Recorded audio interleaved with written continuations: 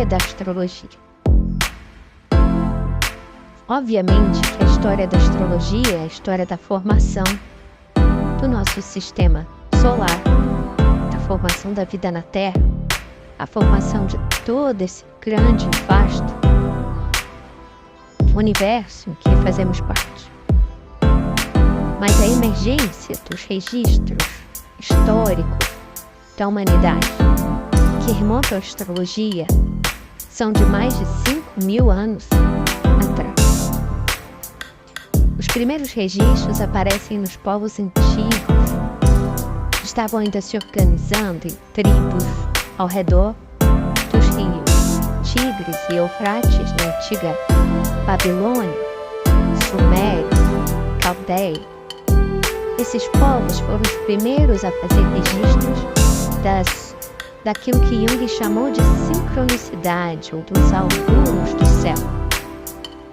Então, se o planeta vermelho emergia, era sinal que uma guerra ia acontecer. Se Arcturus emergia no céu, ou se uma outra estrela, como Regulus, aparecia no horizonte, sinal que o rei teria sucesso. Essa é a interpretação originária e que nós chamamos também de animista dos primeiros povos e suas histórias.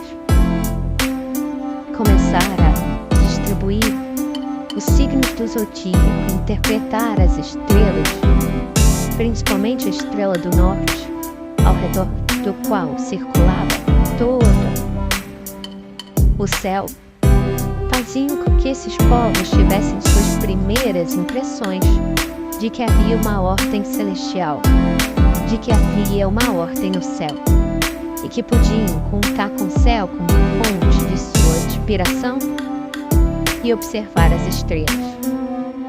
Esses povos são os primeiros, então, a registrar milhares de augúrios, de leituras de sincronicidades no céu como a primeira fase. E esses povos se espalharam na sua cultura para povos que vieram depois. O mais influente de todos foi o período helenístico, sob o governo do grande Alexandre. O Império Helenístico foi o grande responsável por levar a astrologia do Oriente Médio para a Índia, para a Grécia e por o que mais tarde se chamaria também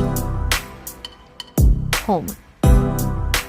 Toda essa influência acontece pelo interesse novo que os povos helênicos começam a ter na astrologia como capazes de prever ou não os augúrios da guerra.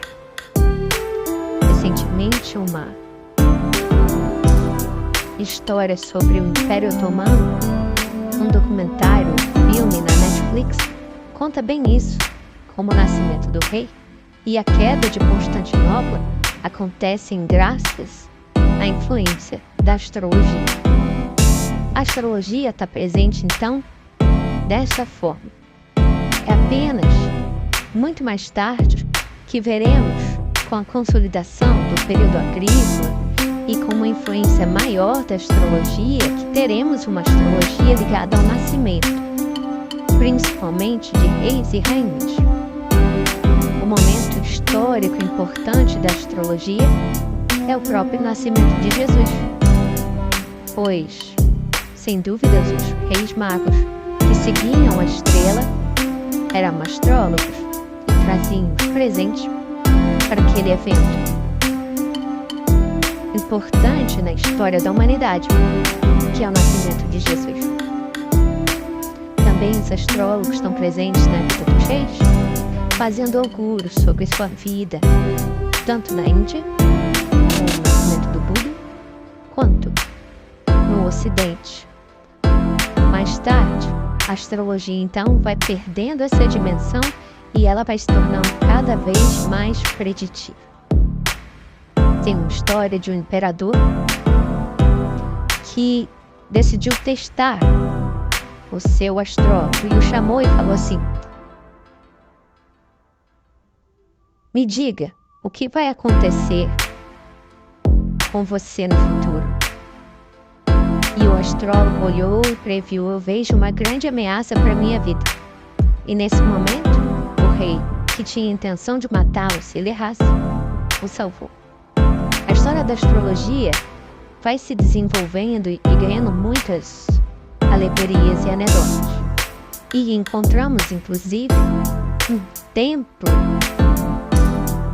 nos povos judaicos em que podemos perceber todos os signos dos zodíacos dentro do templo.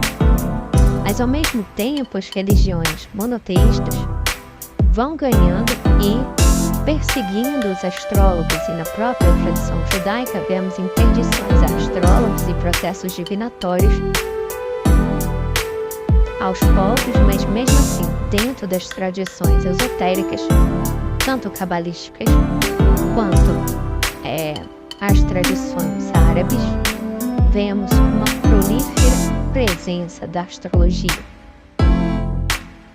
Temos autores importantes porque o casamento da cultura da Caldeia, da Suméria, da Babilônia, com o encontro, principalmente na cidade de Alexandria, a cultura judaica, cristã e árabe, ao mesmo tempo, na famosa grande biblioteca de Alexandria, que foi uma efervescência cultural da época, permitiu esse diálogo interreligioso. E como a astrologia pode ser compreendida como a raiz mítica de todos os mitos, como sendo a matriz mesma do inconsciente coletivo e dos arquétipos, vemos esse casamento da cultura grega à cultura do Oriente Médio. Tanto os gregos quanto os árabes trouxeram para a astrologia sua influência matemática. O estudo das formas perfeitas das escolas pitagóricas, que por sua vez vieram das escolas egípcias, faziam com que a astrologia fosse ganhando um caráter de ciência. E essa ciência antiga, aos poucos, sob a influência do platonismo, que trazia o conceito de que existia nos mundos superiores formas puras e perfeitas, e que eram os planetas, o reflexo dessas formas. É Ptolomeu que vai então fazer essa primeira grande descrição da Terra no centro e os planetas girando com perfeição ao redor. Alguns, porém, eram chamados de errantes. Essas estrelas errantes ou os planetas, aos poucos foram ganhando os nomes dos deuses gregos e depois muito se espalhou em diálogo com a cultura dos próprios deuses romanos. A astrologia estava muito presente na cultura romana e era presente nas principais cortes da Europa. Existe um astrólogo famoso, que inclusive é considerado o pai da astronomia moderna, que fez um cálculo de que o nascimento de Jesus talvez fosse nada mais do que a grande conjunção de Júpiter com Saturno, o que acontece no início da Era de Peixes, e esse encontro de Júpiter e Saturno em Peixes, ele previu e depois confirmado, aconteceu 7 anos antes do nascimento de Jesus. Nós estamos agora em 2020, quando gravo este curso, na sua primeira versão, com uma grande conjunção ao final da pandemia Covid, que deve acontecer em Aquário, marcando talvez o início dessa era de transformação. É importante entender que os primeiros astrônomos e astrólogos eram, na verdade, astrólogos. Tanto Tycho Brahe, quanto Kepler, quanto Newton estudavam astrologia no seu sentido hermético. E pouco a pouco, a astrologia foi ganhando esse espaço presente na cultura chinesa, na cultura indiana, e também temos o exemplo do calendário maia. Então é algo muito presente, prolífero, fecundo na cultura, e todos os povos da Terra têm então na astrologia a raiz das suas principais religiões. tanto no mitraísmo, quanto na simbologia egípcia, quanto na mitologia cristã, nós vemos os principais eventos, ou seja, o Natal, a Páscoa, são eventos ligados aos períodos agrícolas, e até mesmo a morte e ressurreição de Jesus refaz o mito do sol e o processo do renascimento. Esse renascimento diário do sol, o renascimento que o sol faz ao mergulhar nos infernos e voltar, trazendo a esperança de uma nova vida, é parte fundamental da nossa compreensão da natureza, é parte fundamental dos mitos e símbolos arquetípicos mais importantes das culturas de todos os povos. A astrologia se espalha e um astrólogo, que era membro da corte da Rainha Elizabeth, quando ela queria saber do seu futuro e a mãe a ameaçava, a Rainha Elizabeth, que foi uma das rainhas mais poderosas da história, decidiu perguntar para o astrólogo o que fazer e qual seria o seu destino, se seria de fato assassinada pela mãe. Foi aí que o astrólogo falou: não, princesa, você não vai morrer, pelo contrário, vai se tornar uma grande rainha. E depois disso, a astrologia ficou consagrada, porque pouco tempo depois, a rainha Mary, morreu e Elizabeth foi coroada e não deixou de perguntar para o astrólogo qual seria a melhor data para o seu governo. Então essa astrologia vai aos poucos se convertendo de uma astrologia de auguros para uma astrologia de eventos, e só depois começa a ideia de uma astrologia natal, ou seja, registrar o mapa de nascimento. Importante entender que esse é um processo que vai e surge principalmente no Renascimento, com a proliferação das ideias e o Renascimento grego durante os períodos de difusão cultural, tanto no mundo árabe quanto no mundo ocidental. É importante entender que a astrologia indiana se separa da astrologia ocidental durante quase 1500 anos, se tornando então, embora com as mesmas bases, uma ciência que se adapta aos mitos e símbolos da tradição hindu. Mas os princípios e cálculos são os mesmos. O que é importante também é entendermos que, com a emergência do iluminismo e a formação das ciências, a astrologia ficou então relegada a uma condição secundária. Mas principalmente uma astrologia moderna que surge sob influência da sociedade teosófica ainda no início do século, faz com que a astrologia se torne cada vez mais popular. Temos até um exemplo clássico de quando uma astróloga nos Estados Unidos foi julgada, e ela fez questão de que ela fosse julgada numa corte em Nova York. Enquanto estava sendo julgada, o juiz pediu para que ela lesse então o mapa de uma pessoa. E ao ler o mapa, falou que essa pessoa viveria pouco tempo e que provavelmente morreria afogada. Ela não sabia, mas para surpresa de todos, o mapa era do filho do juiz. Seu filho tinha morrido de fato, afogado, alguns anos antes, na piscina de mar. Esse fato fez com que a astrologia tivesse um julgamento no campo da pesquisa e da ciência que foi se desenvolvendo aos poucos. Pesquisas de tentar fazer uma estatística não deram certo a princípio, e a astrologia é sempre atacada como uma pseudociência.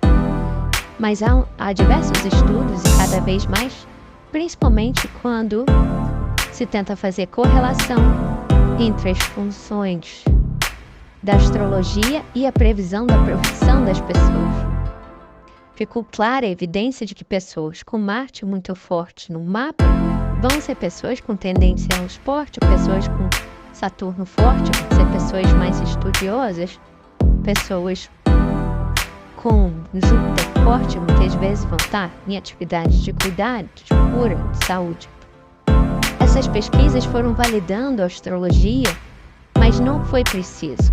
A sede de conhecimento, de sentido e propósito que a astrologia nos dá, fez da astrologia talvez a ciência que acabou ocupando um espaço de muitas religiões. E principalmente nos dias de hoje, vemos a geração milênio cultivando uma relação com a astrologia que realmente substitui muitos dos espaços de sentido que as religiões ocupavam durante a Idade Média.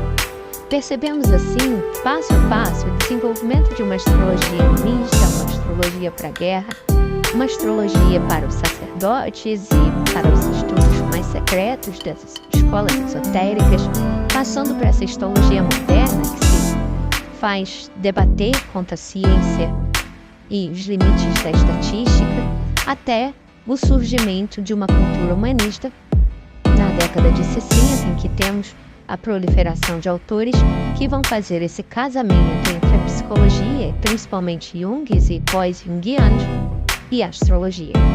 Essa redescoberta dos textos alquímicos e de um processo de integração que a astrologia oferece na obra de Jung faz com que muitas pessoas e muitos astrólogos desenvolvam então essa psicoastrologia, essa astrologia para o autoconhecimento, astrologia para o autoestudo. E os astrólogos vão ocupando os espaços, os pontos de leitura nas grandes capitais do mundo. É possível encontrar serviços de astrologia. Os autores do início do século se proliferaram muito e nós mesmos, aqui na universidade, registramos a ideia de uma astrologia sistêmica integral, que podemos revisar e reprogramar os programas astrológicos. Tudo isso é uma evolução, e por isso alguns chamam até mesmo essa nova astrologia de uma astrologia evolutiva ou evolucionária, que permite o desenvolvimento e autodesenvolvimento humano nas bases de integração do mapa astrológico. Então é preciso compreender que cada uma dessas etapas da astrologia ela ainda está presente. Quando alguém quer aproveitar a lua cheia para fazer um ritual ou seguir os ciclos da lua para mover suas energias, ela está fazendo um pouco dessa astrologia da bruxaria, dos homens, das sincronicidades dos povos antigos. Quando a gente faz os rituais de fertilidade ou celebra o solstício de inverno e de verão, mesmo que a gente chame isso de Natal, de Páscoa ou de Dia de São João, nós estamos marcando eventos astronômicos e astrológicos importantes para a nossa psique, preservados ainda nos rituais que fazemos hoje, mesmo que com os hemisférios trocados, mesmo que a gente não entenda o que cada um desses rituais importados do hemisfério norte queira dizer, a gente preserva essas imagens no nosso inconsciente coletivo, na nossa cultura e nos rituais. Entender o quanto a astrologia se desenvolveu e o quanto a psique humana se desenvolveu ao longo da história